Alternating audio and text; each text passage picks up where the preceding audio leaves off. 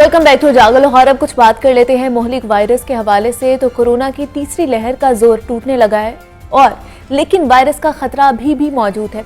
Corona से अमवात का सिलसिला भी जारी है। लाहौर की बात की जाए तो लाहौर में मूजी वायरस से मजीद 15 अफराद जाबाहक हुए हैं। शहर में 165 नए केसेस भी सामने आए। अलबत्ता शहर में कोरोना के तशवीशनाक मरीजों में कमी देखने को मिल रही है। दूसरी जानिब वैक्सीनेशन का अमल भी जारी है, लेकिन अवाम की जानिब से वैक्सीन लगवाने के हवाले से अदम दिलचस्पी का इजहार किया जा रहा है और वो रिस्पांस नहीं मिल रहा जो मिलना चाहिए था।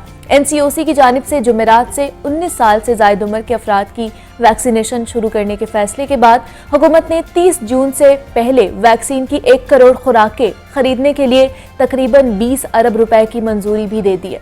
इसके साथ साथ पाकिस्तान में तैयारशुदा वैक्सीन पाक-वैक की तरसील भी शुरू हो चुकी है। अभी कोरोना वायरस की तीसरी लहर का खदशा थमा नहीं था कि पाकिस्तान में कोरोना वायरस की भारतीय किस्म की मौजूदगी ने तशवीश पैदा कर दी है। ये किस्म कितनी खतरनाक हो सकती है और इसका फैलाव कैसे रोका जा सकता है।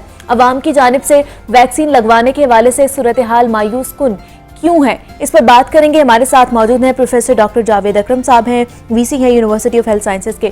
सर वेलकम टू उजागर लाहौर। कैसे हैं आप? सर जैसे हुकूमत ने 19 साल से ज़ायद उम्र के लोगों के लिए वैक्सीन ओपन कर दी है, लेकिन हम वो जोश खरोश या जज्बा नहीं देख रहे जो हमें मिलना चाहिए था या देखना चाहिए था।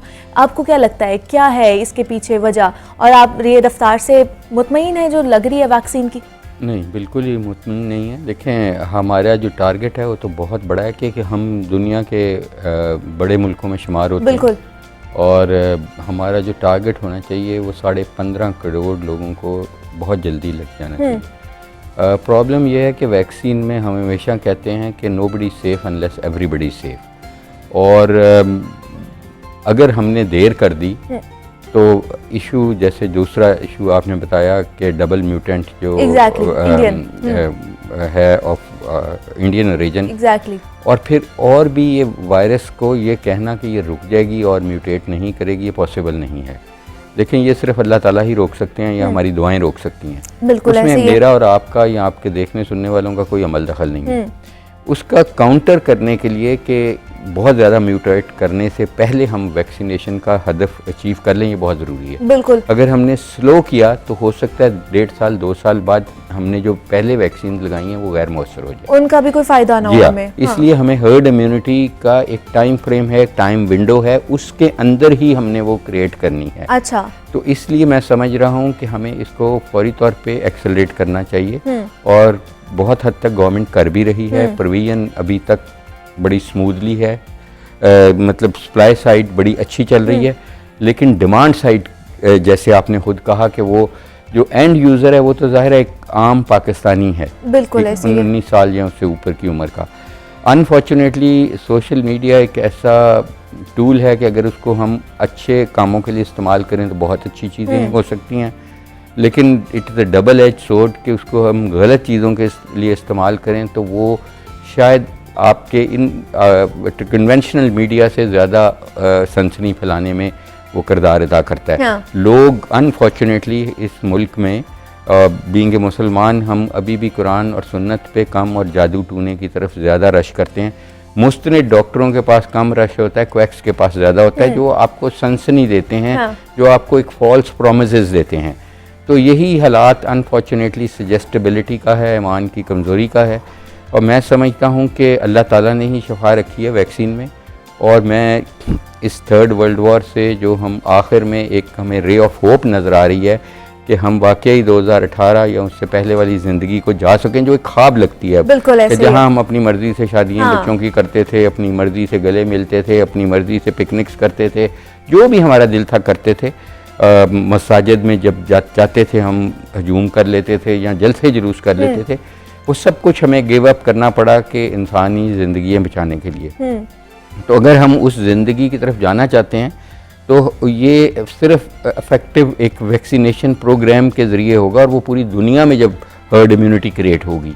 ये नहीं कि खाली पाकिस्तान में हो जाए, खाली इजराइल में जैसे हो चुकी है या इंग्लैंड में हो जाए, तो वो भी सेफ़ नहीं रहेंगे अगर हमने अपने मुल्क में इसको एक्सेलरेट करके और अपना 15.5-16 करोड़ लोगों को वैक्सीनेट नहीं किया। इसमें सबसे ज़रूरी होगा कि हम, जैसे आप आज कर भी रहे हैं, और आप जागो लाहौर ने बहुत किया इस पे प्रोग्राम्स कि हम लोगों के जो अभाम है उनको कॉन्स्टेंटली डिस्पेल करते रहें। बिल्कुल, अभी एक जो साइंसदान है जो नोबेल लॉरिएट है फ्रांस का, लुक, एंड मैं उसको पर्सनली भी जानता हूँ। अच्छा। उसकी फ़ोटो ज़रूर यूज़ हुई है, बयान उसका नहीं है।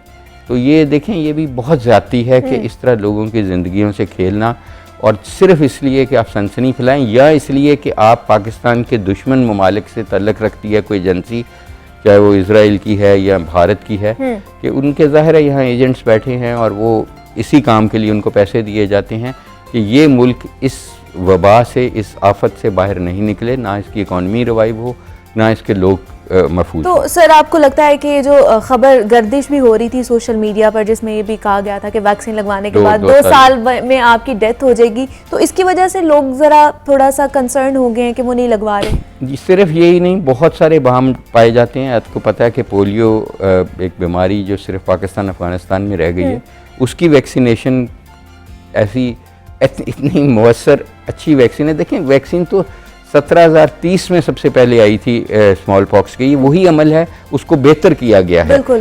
तो पोलियो का देखें, कोई ये मतलब कोई ये मुल्क हो सकता है कोई ऐसा कि पोलियो वाले बेचारे बच्चियाँ या बच्चे आपके बच्चे को पोलियो के कतरे पिलाने जाएं, आप दरवाज़ा ना खोलें या आप उन्हें मार ही दें जान से। हाँ। तो देखें, इस मुल्क में तो एक एक्सट्रीमिज़म बहुत ज़्यादा है। तो डेफिनेटली एक उसमें ये लक साहब की जो वायरल की गई फॉल्सिफाइड जो भी उसकी खबर, हाँ। और उसने डिनाई भी कर दिया अब तो। और दूसरा ये है कि कभी कहा गया जी मर्दाना कमज़ोरी कर देगा, बच्चे पैदा करने की सलाहियत ख़त्म हो जाएगी, आप में RNA दे दिया जाएगा, फिर वो कुछ मकनातीस सा लगा के। अगर ये सही होता तो हम लोग तो अब मेरे ख्याल बिल्कुल मरने के चंद माह ही रह गए हैं हमारे, क्योंकि हमने तो वैक्सीन लगाए हुए हमें साल हो गए हैं। बिल्कुल ऐसे ही है। क्योंकि हमने जब ट्रायल शुरू किया था उसको तकरीबन 1 साल के करीब हो चुका है, और जाहिर है वो लोग माशाल्लाह हशाश बिशास हैं। हम डेली उनको फ़ोन करते हैं, डेली उनके खैरियत पूछते हैं, क्योंकि वो एक कंट्रोल्ड सिचुएशन है। ऐसा कुछ भी नहीं है। इससे पहले देखें, बहुत सारी वैक्सीन, फ्लू वैक्सीन, निमोनिया की वैक्सीन, निमोकोकल वैक्सीन सब लगवाई हैं। और पाकिस्तानी जो मुझसे लोग पूछते हैं कि इंडिया में ऐसा क्यों हुआ और पाकिस्तान में क्यों नहीं हुआ, पाकिस्तान में EPI बहुत फाल है। ठीक है। हमने बड़ा अच्छा ओवर द ईयर इसको डेवलप किया, और हमारी BCG वैक्सीन बहुत फाल है। जितनी ज़्यादा आप मुख्तलिफ किस्म की वैक्सीन लगाएंगे कोरोना के अलावा भी, चाहे वो नीमोकोकल है, चाहे वो फ्लू वैक्सीन है, ये सारी वैक्सीनेबल डिजीज़ है, उतनी ही आपकी इम्यून सिस्टम पेंट अप रहेगा। ठीक है। देखें, ये भी एक बहुत मिथ है कि जी मैंने वैक्सीन लगाई, मुझे रोज़ फ़ोन आते हैं कि जी मेरी तो एंटीबॉडीज़ नहीं बनी। अच्छा। That doesn't mean anything. Please खुदारा आप एंटीबॉडीज़ नहीं कराएं। वो आपको आप उतने पैसे वैक्सीन आप मुफ्त लगा रहे हैं, और एंटीबॉडी टेस्टिंग पे आप 4-5 हज़ार रुपया लगा रहे हैं, क्या ज़रूरत है, और बार बार करा रहे हैं। एंटीबॉडीज़ इज़ ओनली एक एस्पेक्ट ऑफ वैक्सीनेशन। देखें, आपकी इनएट इम्यूनिटी है और अडेप्टिव इम्यूनिटी है। ठीक है। जो इनएट इम्यूनिटी है वो इमीडिएट इम्यूनिटी होती है, जो आप मेजरेबल है आपकी एंटीबॉडी से। जो ज़्यादा इंपॉर्टेंट है, जो आप लूज़ कर जाते हैं ये इनएट इम्यूनिटी, तो आपकी अडेप्टिव इम्यूनिटी जो T cell mediated, memory cell mediated होती है, जो आपको साल प्रोटेक्ट करती है, और वो आप मेजर नहीं कर सकते। इसलिए एंटीबॉडी अगर आपकी वैक्सीन से नहीं बनी, इसका ये मतलब नहीं आप प्रोटेक्टेड नहीं है। तो इसलिए मैं तो ये कहूँगा कि प्लीज़, ये कहीं भी रिकमेंडेड नहीं है कि आप जाके एंटीबॉडीज़ कराएं। यहाँ पे तो चांदी हुई है लैब्स की, क्योंकि हर बंदा उठ के बिल्कुल ऐसे ही है। जहाँ पे पहले सर कोरोना की वजह से मेंटली परेशान थे या टॉर्चर हो रहे थे, अब वैक्सीन की वजह से हो रहे हैं लोग। ये मिसपरसेप्शन जो है ना, समटाइम्स नहीं, most of the time Pakistan में स्ट्रॉन्गर देन रियलिटी। बिल्कुल। जो आप मिसपरसेप्शन क्रिएट कर दें, उसको डिस्पेल करने में साल लग जाते हैं। इसलिए मैं समझता हूँ कि आप वैक्सीन लगवाएं, लेकिन वैक्सीन से ये तवक्को रखनी कि मेरा मास्क ख़त्म हो जाएगा, मैं हजूमों में जा सकूँगा, ये बिल्कुल गलत है। कोई वैक्सीन भी 100% मुवस्सर नहीं अभी तक दुनिया में नहीं आई। ठीक है। इसलिए